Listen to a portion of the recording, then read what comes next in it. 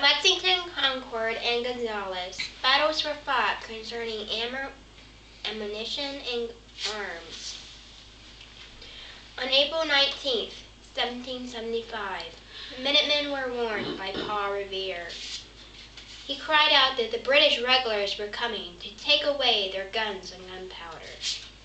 They scurried out of their beds and assembled to protect their guns and ammunition. At Lexington, the shout heard round the world signaled the beginning of the American Revolution. Later that same day, the British marched onward to Concord, and they were forced to retreat to Boston.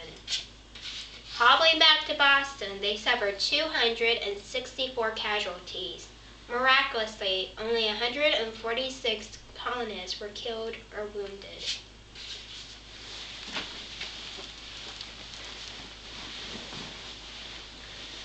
In 1835, the Mexican general Santa Anna started disarming every city and town and fort in Texas. Every one of those city, towns, or forts that turned a deaf ear on him was annihilated. Resolutely, Gonzales refused to give up their only cannon and buried it in a peach orchard. However, when the Mexicans arrived, they retrieved their cannon and filled it with rusty scraps of metal. Firing the cannon, the Texans exchanged gunshots with the Mexicans, and the Mexicans retreated. The cannon, which became known as the come-and-take-it cannon, remained, having fired the first shots for the Texas independence.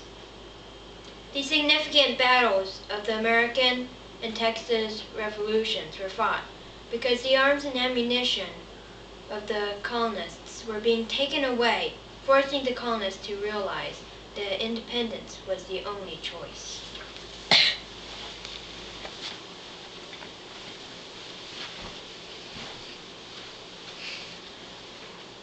Americans and Texans drafted a Declaration of Independence because they were angry at how they were being governed.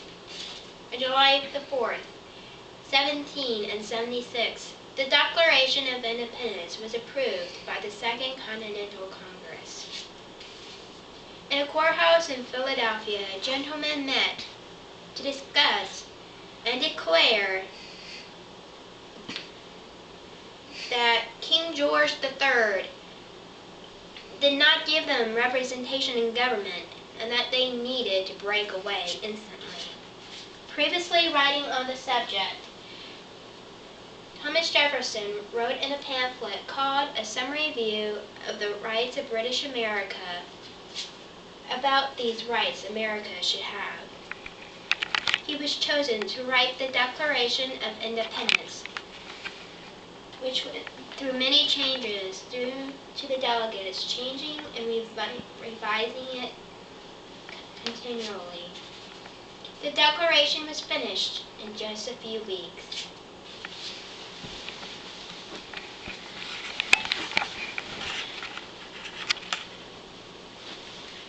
On March 2nd, 1836, the Texas Declaration of Independence was passed by the Convention of 1836. The members of the convention gathered at a half-primitive but growing town called Washington on the Brazos because of the results of Santa Anna being dictator. He had dispersed the Mexican Congress and abolished their constitution, bringing the Texans' blood to a boil. Separation from Mexico was necessary. Additionally, the siege of the Alamo motivated the delegates to skip the debates and get right to work, resulting in a long, detailed document which was written and passed in less than 2 days. After America and Texas declared independence, there was no backing away, but if the wars were to be won, training the troops was necessary.